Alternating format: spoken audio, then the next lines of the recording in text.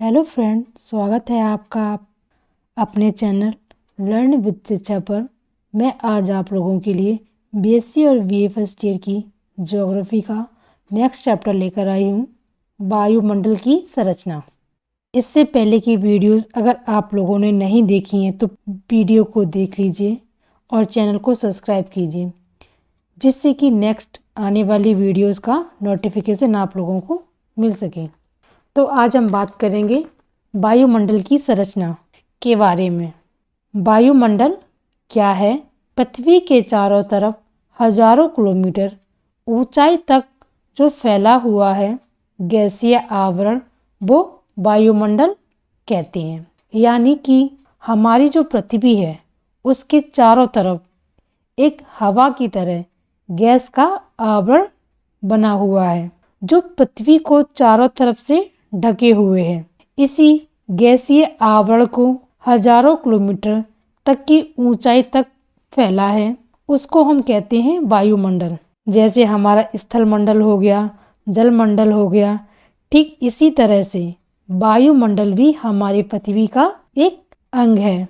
जिस तरह से हमारा स्थलमंडल, जलमंडल है, उसी तरह से वायुमंडल भी पृथ्वी का अनिवार्य एक अभिन्न अंग है। स्थलमंडल तथा जलमंडल की धरातल पर असमान वितरण है, यानी कि स्थलमंडल और जलमंडल जो है वह जो पृथ्वी है उस पर असमान वितरण है। असमान वितरण, कहीं पर स्थल ज्यादा है तो कहीं पर जल की मात्रा ज्यादा है। मतलब असमान रूप से ये बटा है, कहीं भी समान रूप से नहीं है। इतना जल है तो इतना स्थल है।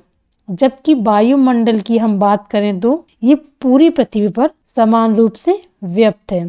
पृथ्वी पर अगर इसका पैमाना अगर नापकर देखते हैं तो पूरी पृथ्वी पर ये समान रूप से फैला हुआ है वायुमंडल।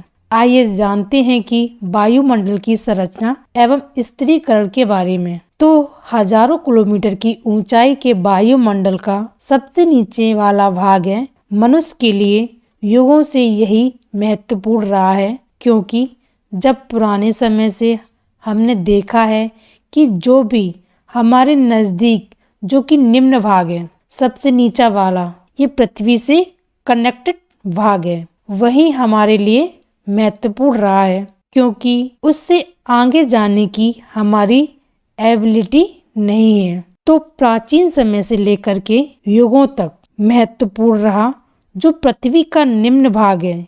किंतु जब हम 20वीं शताब्दी में प्रवेश करते हैं, इसमें वायुयान, रेडियो युग की शुरुआत होती है, तब हम उसके आगे जाने की कोशिश करते हैं। तो विभिन्न प्रकार के जो मौसम सूचक गुब्बारे हैं और रॉकेट, वायुयानों की उड़ानें, ध्वनि तथा रेडियो तरंगें, कृत्रिम उपग्रह, अंतरिक्ष यानों तथा विभिन्न प्रकार के आकाशीय पिंडों के निरीक्षण व अध्ययन से इस कार्य में बहुत सहायता मिली है। पृथ्वी के ऊपर सेकंड, किलोमीटर या हजारों किलोमीटर तक क्या चीज है, इसके बारे में हमें जानकारी मिली है 20वीं शताब्दी के बाद, क्योंकि 20वीं शताब्दी से पहले ऐसे उपकरण नहीं थे जिसकी सहायता से हम जान सकते कि क्या क्या चीजें हैं हमारी पृथ्वी के ऊपर वायुमंडल में। तो आइए हम जानते हैं आगे वायुमंडल की संरचना के बारे में। तो जो अंतरराष्ट्रीय भूभौतिक वर्ष 1957 से लेकर के 62 तक का था, तो उसके अंतर्गत वायुमंडल के विषय में बहुत महत्वपूर्ण शोध किए गए तथा अनेक प्रकार के तथ्य हैं वो सामने आए, उन पर प्रकाश डाला गया।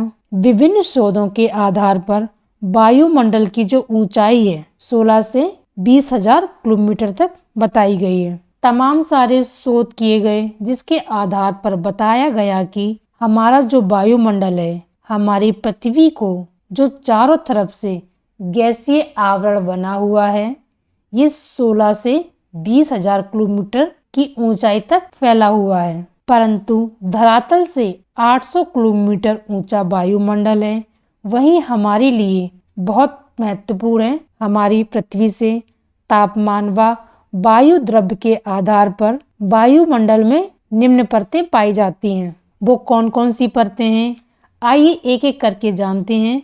हमने पूरा डायग्राम बनाया हुआ है, तो आइए नीचे से देखते हैं। यह हमारा ग्राउंड लेवल है, जो हमारी पृथ्वी है ये ग्राउंड है। ग्राउंड से लेकर के ऊपर 14 किलोमीटर तक का क्षोभमंडल पाया जाता है, और इसमें जो है पृथ्वी से रिलेटिव और मौसम से रिलेटिव जितनी भी चीजें होती हैं, जैसे मौसम में परिवर्तन, जलवायु में परिवर्तन, ये सभी इस परत में पाई जाती हैं। 14 किलोमीटर के अंदर ही कि मौसम किस तरह से परिवर्तित हो रहा है, किस चीज से क्या प्रॉब्लम आ रही है, ये सारी चीजें हमें मिलती हैं इस क्षोभमंडल में, जिसकी ऊंचाई ग्राउंड लेवल से 14 किलोमीटर तक पाई जाती है।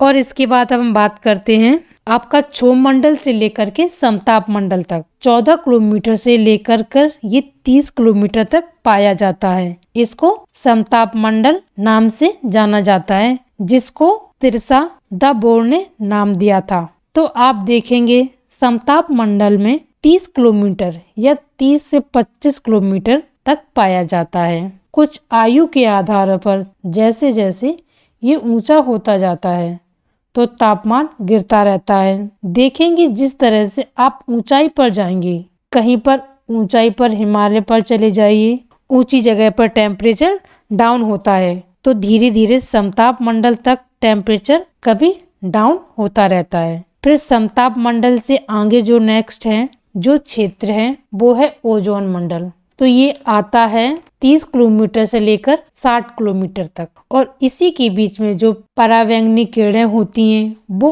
ओजोन मंडल में आकर के वहां से छन कर ही हमारी पृथ्वी पर पहुंचती है, जहां पर बना है ओजोन परत। तो ओजोन परत इसी ओजोन मंडल में पाई जाती है, जो कि पृथ्वी पर आने वाली सूर्य से निकल कर के जो पृथ्वी पर किरणें आती हैं, उसमें जो हानिकारक परावैंगनी किरणें होती हैं उनको वहीं पर रोक लेता है ओजोन परत, और जो जरूरी किरणें होती हैं उसी को भेजता है हमारी पृथ्वी पर। तो ये है ओजोन परत। परावैंगनी किरणें के यहाँ पर रोकने की वजह से यहाँ का टेम्परेचर बढ़ा हुआ रहता है। तो अब हम देखेंगे जो टेम्परेचर जो जमीन से ऊपर की ओर 95 किलोमीटर तक जाता है तो टेम्परेचर डाउन होता है।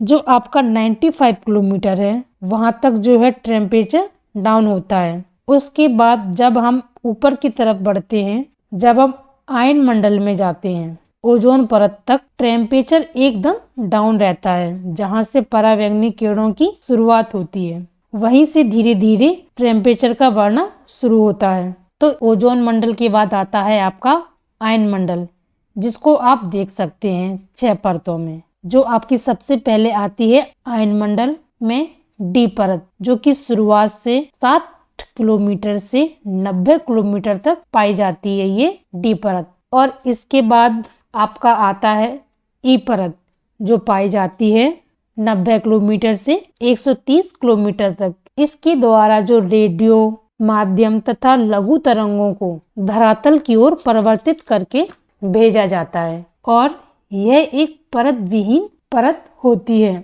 जब भी हम इसको देखते हैं कि ये जो ई परत है वो हमें परत की तरह नहीं दिखाई देती है। रेडियो से रिलेटिव जो चीजें होती हैं वो यहाँ पाई जाती हैं।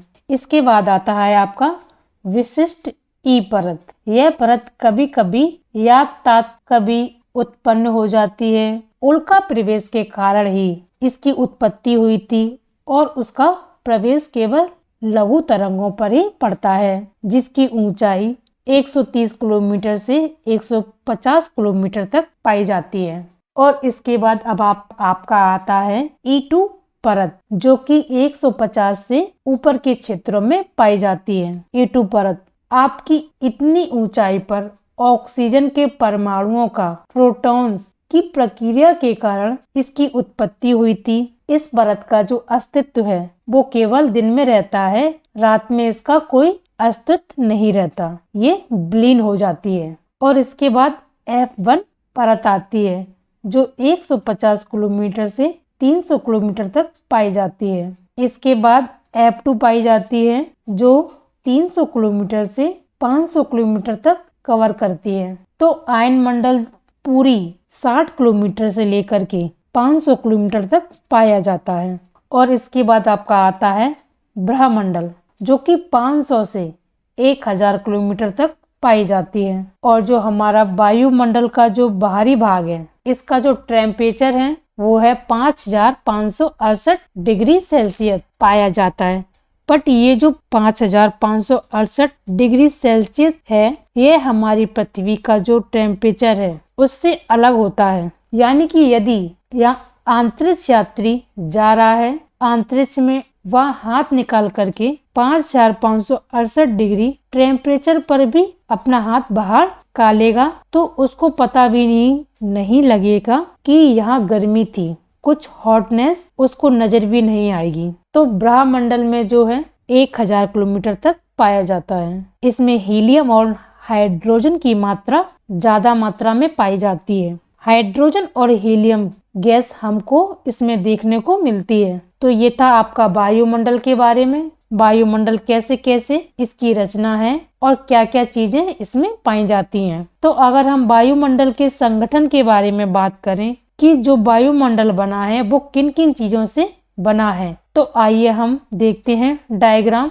आप देख सकते हैं कि वायुमंडल के संघटक कौन कौन से हैं। तो इसमें गैसें पाई जाती हैं, जल वाष्प पाए जाते हैं और धूल कण पाए जाते हैं। ये 3 चीजें पाई जाती हैं। इसमें नाइट्रोजन जो प्रतिशत है वो 78 आपका नाइट्रोजन है। उसके बाद बात करते हैं हम ऑक्सीजन की, जो पाया जाता है 20.97%। इसके बाद आता है आपका आर्गन गैस, इसका प्रतिशत है 0.93। इसके बाद आता है आपका कार्बन डाइऑक्साइड, ये है 0.03%। इसके बाद आता है नियॉन, ये पाया जाता है 0.0018%। इसके बाद आता है आपका हीलियम, ये पाया जाता है 0.0005%। और इसके बाद आता है आपका ओजोन गैस, जो पाई जाती है 0.0006%।